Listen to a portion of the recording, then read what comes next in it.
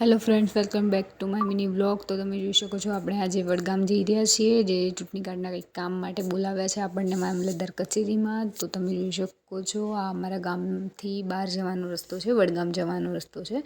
તો સરસ ખેત હરિયાળી તમે જોઈ શકો છો, બધું વાવેતર કરેલું છે આપણા કિસાન ભાઈઓએ, અને આપણી બહેનો પણ વધારે મહેનત કરે છે. આ તમે જોઈ શકો છો સવારની ઠંડી છે ગામડાની, કે બહુ ઠંડી પડે છે અમારા ત્યાં. અને જોઈ શકો છો સુરત દાદા પણ, નમસ્તે સુરત દાદા. આ માર્કેટ યાર્ડ છે. હવે આપણે આગળ આવશે વડગામ ચોકડી આવશે આગળ એક, જો આ જોઈ શકો છો તમે. પછી આપણે સીધા અહીંયાથી આ હોટલ દર્શન આવી ગઈ.